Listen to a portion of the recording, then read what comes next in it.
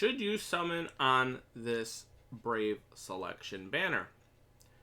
You got New Year's Ichigo, you got Ulquiorra, Grimjow. Those are the three featured ones that they're showing on here. It goes from the 24th to the 31st. This is going to go up right until the new end of the month banner starts. So once the new end of the month banner starts, this banner is gone. So you can wait to find out what the end of the month characters are going to be to see if you want to summon on that. We should be getting that news maybe in like 3 or 4, probably about 4 days, give or take. But if we scroll down, this right here is the banner. And let's just say this is like, it's kind of like a neutral banner. This is what I mean by there's some good characters in here that are worth having, and there are some characters that are outdated.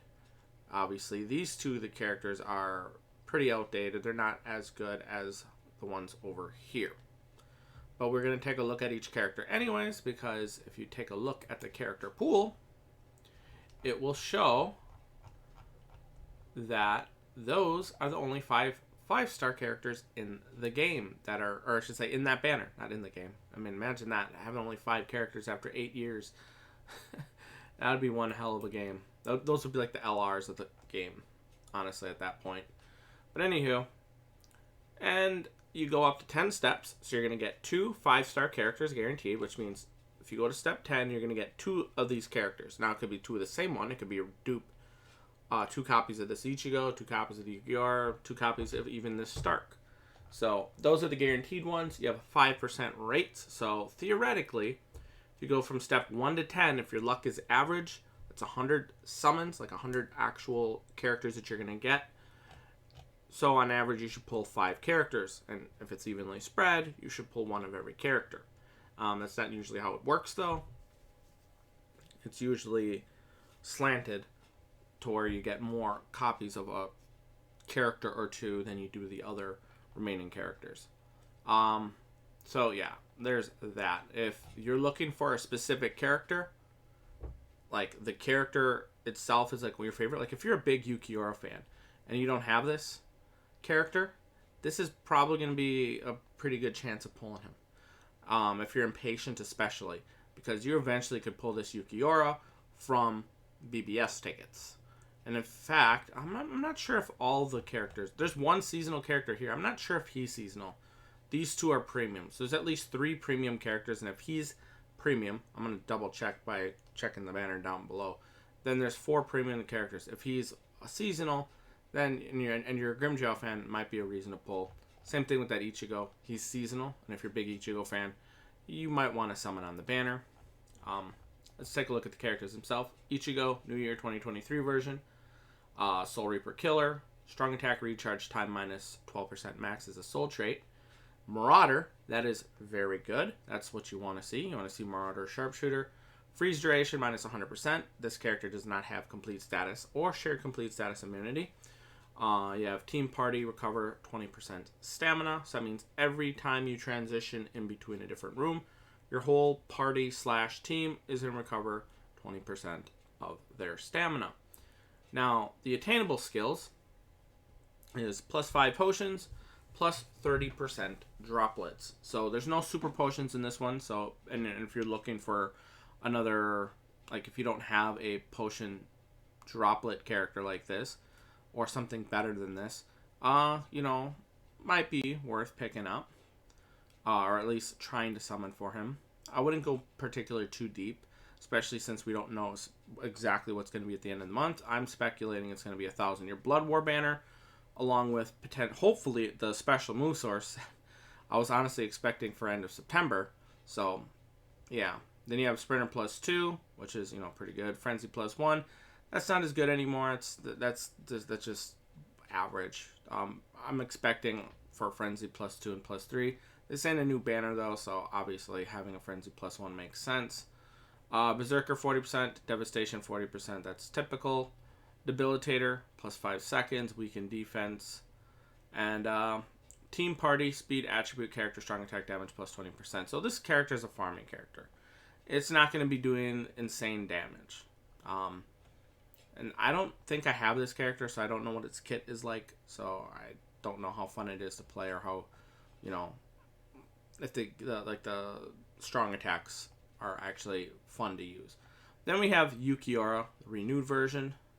I believe this is the third the third anniversary Ulquiorra remake. I'm pretty sure. I have not pulled him yet, so I can't comment on his kit. But we can take a look at his killer. He has Hollow and Espada killer. Soul Trade, a strong attack recharge time minus 12% max. Sprinter +2 and long stride. That is actually pretty good. If you like zooming around the map and you like just, you know, just flying through different areas, or speed running, Sprinter +2 and long stride as innate skills is actually pretty good. Sharpshooter, that's something you also want to see. And if we scroll down here, he has Havoc 20%, so that's good. Berserker and Devastation 40%, Frenzy +1, Bombardment +1, that's pretty good as well. Debilitator +5 seconds, that is pretty good. And the skill that I always like to look for, or a variation of it, Complete Status Immunity. So if you don't not like having to deal with status ailments and you just want to focus on the enemies and whatnot, this character right here will be a pretty good one, as it has Complete Status Immunity. However, this character is premium, unlike the previous character, which is seasonal. So you can pull this character from a BBS ticket or a 5-star ticket. Now you have Team Party, Speed Attribute, Arankar, damage to status ailment affected enemies, +40%. So that's actually pretty good. That's going to be more damage. Then you have Status Ailment, Spiritual Pressure Boost, +80%. So that means when you inflict an enemy with status ailment, you're getting an 80% boost to your SP. So let's just say if you have 1,000 SP, you get the 80% boost. That's going to be 1,800. Now, if we look here, Arankar Renaissance, strong attack damage +10%. Overall, this character is pretty good. When it first released, it was considered to be a lesser speed variation of the Thousand Year Blood War Yamamoto from last year. The power one, that's, pretty good. That's basically what this character was. It didn't hit as hard, but, it was still pretty good. So, if you're a big fan of Ulquiorra, this character is pretty solid. It's not going to be on the same level as some of the modern day characters coming out now, but it's still pretty good. Now, if we go down to Grimjow, Party Time version sounds like a seasonal banner, so that's another seasonal character. Let's take a look. No affiliation killer. Oh, it actually has a pretty good soul trait. The strong attack recharge time minus 14% max. That is actually pretty good. It's 2% more than the 12% one. Then you have innate skills of fire duration, minus 100%, and read no affiliation dodges. No 3 innate skills, so there's that. So that means you can tell this character is already older than the previous 2 characters that were mentioned. +5 potion. So this character is a farming character, and it's not even that good of a farming character. It's only +5 potion. It has follow-up, Sprinter +1, Frenzy +1, Havoc 20%, Bruiser and Berserker 40%, and Devastation at 60%. Nothing that really makes it stand out. This character doesn't even have guard break. No guard break, no marauder, no sharpshooter. That's going to seriously hold this character back. Yeah. If you're a fan of Grimjow, this character is not going to be as good. But, if you're just here for collection purposes, well, there's Grimjow.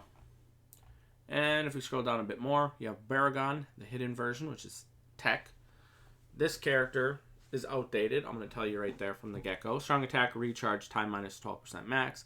Innate skill is weakened duration, minus 100%. That is pretty... it's not really that good. It's a good...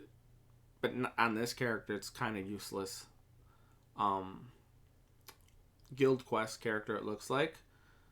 And it only has 1 guild quest skill. Melee damage. So, yeah. As you can see... No guard break, no marauder, no sharpshooter, no SP plus 80% when you're inflicting with a status ailment, no 100% more damage. Does he have... Oh, he has Debilitator, so he wouldn't have that skill anyways. But he has nothing that really makes him, super good skill-wise, so... yeah, he's outdated. Not that great of a character. He's there for collection purposes, and that's pretty much it.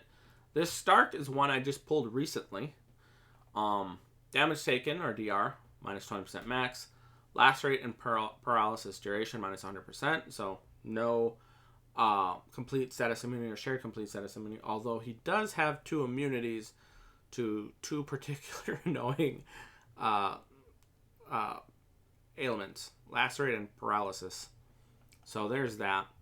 And then you can look, he's a farming character for droplets, and he has mine droplet drop 17%. If you've been paying attention, or you've been around for a while, you'll know most droplet drops are at least 30%, if they're a percentage-based number. If they're not, then it's a plus an actual flat amount. This is 17%. This is not even that good of a farming character just because of this alone. You have Bruiser 60%, Flurry +1, Sprinter. So like no guard break, no Marauder, no Sharpshooter, basically none of the stuff that I basically said the previous character had. So this Stark and this Baragon are basically the same. They're not that great.